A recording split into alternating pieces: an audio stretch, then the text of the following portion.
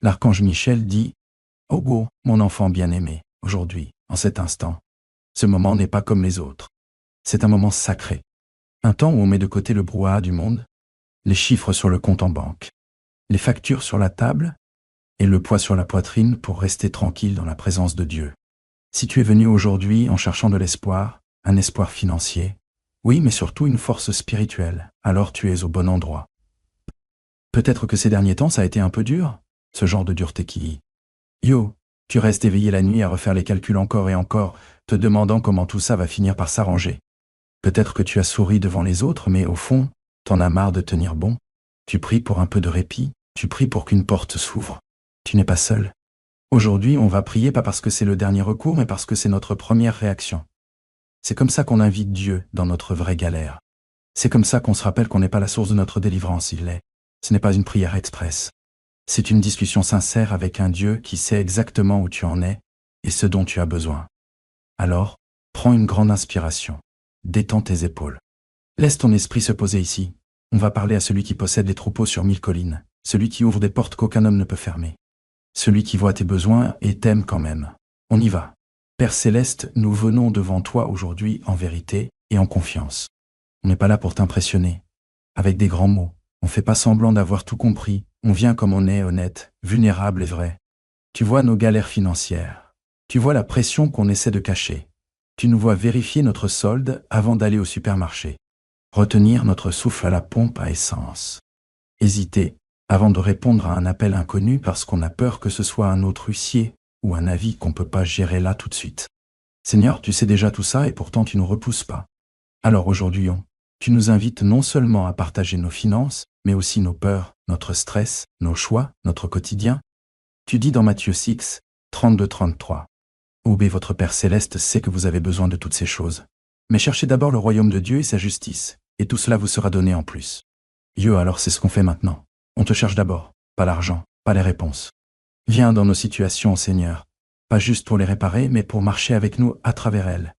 Pour nous donner la paix pendant qu'on attend, la sagesse pendant qu'on bosse, et la foi quand on se sent à bout. On a besoin de toi, pas juste de ce que tu peux donner, mais de qui tu es. Père, on fait une pause là, pour se rappeler un truc qu'on oublie souvent. C'est toi notre pourvoyeur, pas notre taf, pas le gouvernement, pas les économies qu'on a galéré à mettre de côté, et qu'on voit peut-être même s'envoler. C'est toi notre source. C'est toi qui as créé toute chose. Tu possèdes tout, et tu n'as jamais manqué une seule fois. On se souvient de l'histoire dans la Genèse 22, quand Abraham était prêt à sacrifier Isaac, et qu'au dernier moment, tu as fourni un bélier, le fourré. C'est là qu'Abraham t'a appelé Jéhovah Jireh, le Seigneur pourvoira. Ce même Dieu, celui qui a pourvu à l'époque, c'est le même Dieu dont on parle maintenant. Tu n'as pas changé. Tu es toujours capable, toujours prêt, et tu travailles dans l'ombre sans qu'on s'en rende compte.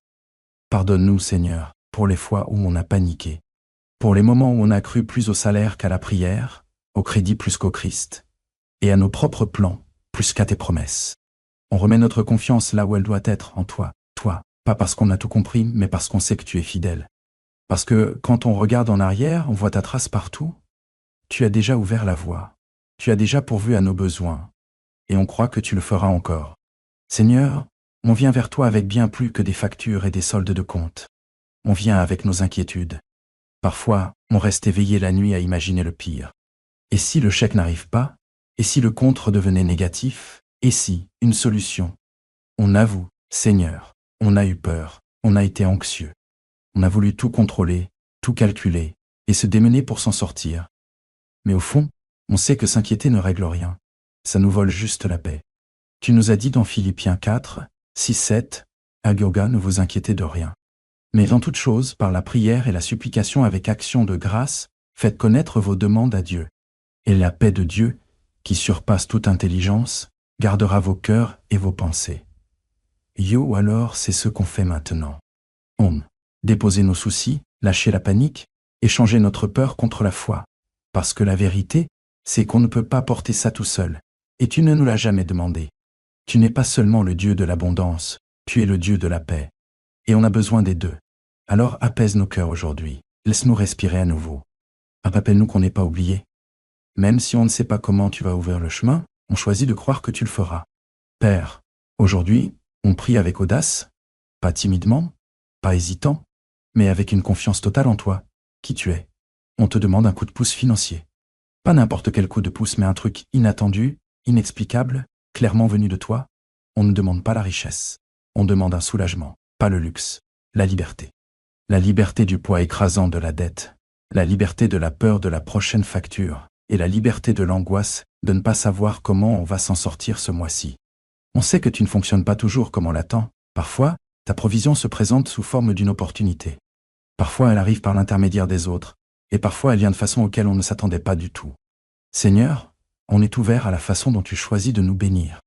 On a entendu des histoires de gens qui ont reçu des chèques inattendus, des lettres d'annulation de dettes, des offres d'emploi sorties de nulle part, les courses laissées devant leur porte, et des inconnus qui interviennent avec bienveillance. On croit que tu continues à faire ces choses. Alors on prie, surprends-nous, ta provision. Envoie-nous une percée qui nous rappelle que tu nous vois, que tu connais le moment parfait, et que rien n'est trop dur pour toi. Que ce soit le mois dont on se souviendra en disant « Ego, c'est là que Dieu a agi ». Et ô Seigneur, autant on désire une percée, autant on veut aussi être fidèle avec la bénédiction. On ne demande pas juste plus, on demande de la sagesse qui nous aide à gérer ce qu'on a intelligemment. Celle qui nous apprend quand dépenser, quand économiser, quand semer et quand dire non. On veut être des personnes qui t'honorent dans la façon dont on gère l'argent. Aide-nous à lâcher la honte liée à nos erreurs financières passées. Certains d'entre nous ont des regrets, d'autres ne savaient juste pas mieux. Certains ont juste traversé des périodes difficiles, mais on t'apporte tout ça. Repars avec nous à zéro. Seigneur, donne-nous un cœur de bonne gestion. Aide-nous à être organisés, à être généreux, à ne pas avoir peur quand on donne, et à être joyeux quand on bénit les autres. Ta parole dans Luc 16, 10 nous rappelle. Celui qui est fidèle dans les petites choses le sera aussi dans les grandes, avec peu ou avec beaucoup. Alors aide-nous à être fidèles là où nous sommes. Que ce soit avec 10 $ ou 10 000. Que nous les gérions avec intégrité et confiance, sans s'accrocher, sans thésauriser, sans dépenser à outrance, mais en gérant notre argent d'une manière qui montre que notre confiance est en toi, pas dans les chiffres, pour notre Père. Pendant que nous déposons nos propres soucis financiers devant toi aujourd'hui, nous voulons aussi prendre un moment pour penser aux autres, car nous ne sommes pas les seuls à traverser des moments difficiles. Il y a des gens autour de nous qui luttent en silence. Certains sont des membres de notre famille, vivant au jour le jour, sautant discrètement des repas pour que leurs enfants puissent manger. Certains de nos voisins sont trop fiers pour demander de l'aide mais croulent sous les factures en retard. D'autres sont des inconnus dans les bus, sur les bancs d'église ou dans les supermarchés. Des gens qui affichent un sourire mais ont la peur dans le regard. Alors Seigneur, nous te les confions. Nous prions maintenant pour la veuve âgée qui doit étirer sa retraite au maximum. Pour le père célibataire qui fait 2 boulots juste pour payer le loyer. Pour le jeune couple noyé sous les prêts étudiants et les factures imprévues. Et pour la personne qui vit dans sa voiture, qui cache sa douleur au monde, tu les vois tous. Tu les aimes tous et tu veux qu'on prenne soin d'eux d'une manière qu'ils n'attendent pas. Que des miracles les trouvent ce mois-ci. Que des portes s'ouvrent là où il n'y avait que des murs. Que des gens bien se lèvent pour être tes mains et tes pieds, offrant de l'aide sans juger, sans rien attendre en retour. Et Seigneur, si on est la réponse pour quelqu'un, ouvre nos yeux. Aide-nous à être généreux. Aide-nous à être disponibles. Aide-nous à ne pas passer à côté. Donne-nous la chance de bénir les autres comme on demande à être béni. Seigneur, on déclare la foi pour tout ce mois de juillet. Pas la peur, pas le manque, pas le désespoir, mais la foi. La foi que tu es déjà à l'œuvre. La foi que l'appel va arriver. La foi que la porte va s'ouvrir. La foi que la provision va nous trouver. La foi que la joie reviendra, même en plein doute financier. On proclame ta parole sur juillet. Des paroles comme dans le psaume 37, 25. Oh ouais, j'ai été jeune, et je suis maintenant vieux, mais je n'ai jamais vu le juste abandonné. Oh, ni lui, ni ses descendants à mendier du pain. On s'accroche à Philippiens 4, 19. Obéis mon Dieu pourvoira à tous vos besoins selon sa richesse, avec gloire, en Jésus-Christ. Yo, on croit que juillet sera un tournant. Peut-être que tout ne changera pas du jour au lendemain. Peut-être que le solde du compte ne va pas exploser. Mais même si ça commence petit, Seigneur, on fêtera chaque étape parce que chaque centime que tu envoies, chaque facture réglée, chaque moment de paix et chaque opportunité qui se présente, c'est la preuve que tu es là. Nos vies.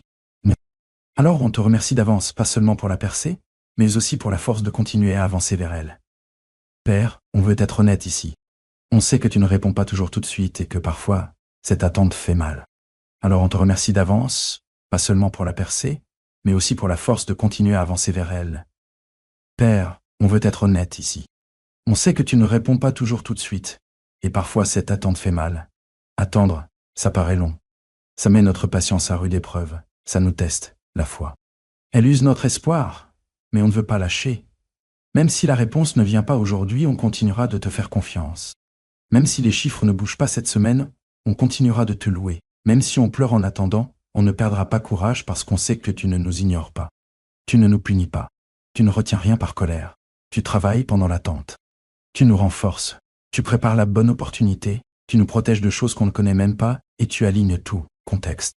Alors, quand la réponse arrivera, ce sera pile au bon moment. Seigneur, on met notre calendrier entre tes mains. On abandonne nos attentes et on échange la frustration contre la foi. Apprends-nous à attendre en louant plutôt qu'en nous inquiétant. Père Céleste, alors qu'on termine cette prière, on ne ferme pas nos cœurs. On reste ouvert à tout ce que tu veux faire dans nos vies, on reste plein d'espérance. On remet nos peurs, nos délais, notre fierté et notre indépendance entre tes mains. On lâche prise et on choisit de te faire confiance. On te loue. Tu n'es plus seulement reconnu pour ce que tu vas faire, mais pour qui tu es. Tu n'es pas juste un pourvoyeur. Tu es un père. Tu n'es pas seulement puissant. Tu es présent. Alors on décide d'avancer en paix. Pas parce que la tempête est passée, mais parce qu'on sait qu'on ne l'affronte pas seul. Merci pour chaque porte que tu as ouverte. Merci pour chaque manière dont tu t'es manifesté dans notre passé. Et merci pour la percée qui arrive. On termine cette prière non pas dans la peur, mais dans la foi. Non pas sous pression, mais dans la louange. Non pas dans. Pas de panique. Reste tranquille. Au nom puissant de Jésus qui tient ses promesses. Amen. Mon ami, merci d'avoir passé ce moment sacré en prière avec moi. Si tu es arrivé jusqu'ici, je sais que tu portes un lourd fardeau. Sache que tu n'es pas seul. Dieu te voit, il t'entend. Et il fait déjà bien plus que ce que tu imagines, en coulisses. Ne perds pas espoir. Même si ça a l'air pareil, demain Dieu agit encore. Continue de prier. Continue de faire confiance. Continue d'attendre quelque chose de bon parce qu'une percée est en chemin. Toujours fort. Parfois, ça commence tout doucement. Un tournant, une conversation, un moment inattendu de faveur. Reste ouvert, sois prêt, et en attendant, marche en paix. Repose-toi ce soir en sachant que tes besoins ne sont pas trop grands pour Dieu. Si cette prière t'a touché, n'hésite pas à liker cette vidéo pour que d'autres la découvrent. Abonne-toi si tu veux me retrouver pour plus de prières, de paix et d'encouragement. Et si tu connais quelqu'un qui galère, partage cette vidéo avec lui. Tu pourrais être la bénédiction qu'il attendait. Voilà, laisse un commentaire en dessous si tu veux que je prie pour toi personnellement. Je les lis, je tiens à toi. Et je serai à tes côtés dans la foi. Dors bien ce soir, aborde demain avec une confiance tranquille, parce que ton miracle n'est peut-être qu'à un jour. Que Dieu te bénisse abondamment, pleinement et de façon inattendue.